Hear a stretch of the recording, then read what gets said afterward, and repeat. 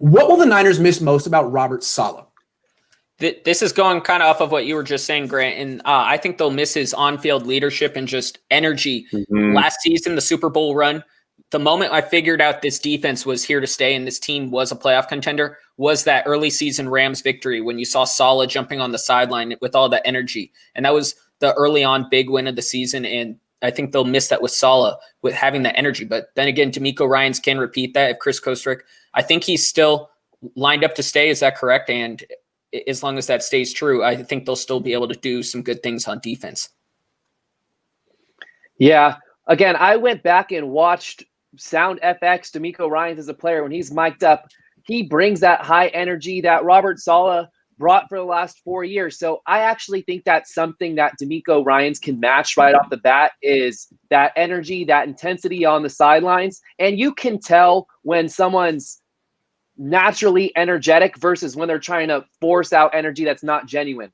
D'Amico Ryans is a genuine, energetic individual, and that's something that I'm not necessarily concerned about right off the bat. I'm more concerned about talking about what they're going to miss with Robert Saleh now being the head coach of the New York Jets. What they're going to miss on the defensive side of the ball is the consistency, because you don't know what you're going to get with D'Amico Ryans. It's a huge unknown. Yes, he's been around for the last 4 years, but Robert Saleh was very, very, very good. Great for the last 2 years. He was pretty good in 2018, although that team had the huge knock where they had the least amount of interceptions in NFL history. He shed that reputation of being a guy on the hot seat relatively quickly.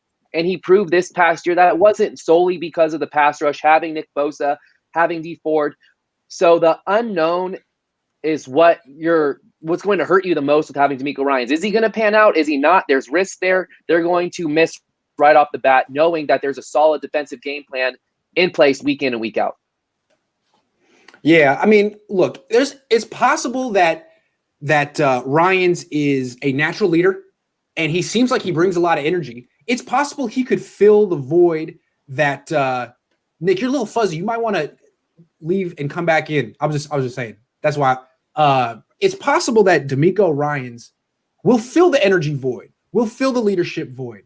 But what I don't think he's going to be able to do right away is fill the brain void that Robert Saleh is leaving. I think Robert Saleh's ability by the end to game plan, to figure out exactly how to shut down an opponent and then adjust mid-game was expert level.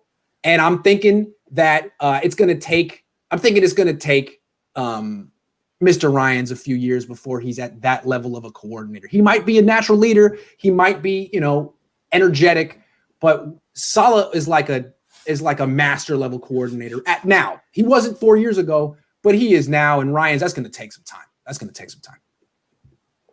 I mean, the guy, Saleh was figuring this stuff out by himself too. There's no defensive head coach over the top telling him what to do. And now Ryans has to do that. He could call Saleh midweek, but Saleh's got his own problems, man. He's worried about the Jets. So I will see what Ryans got. I'm curious.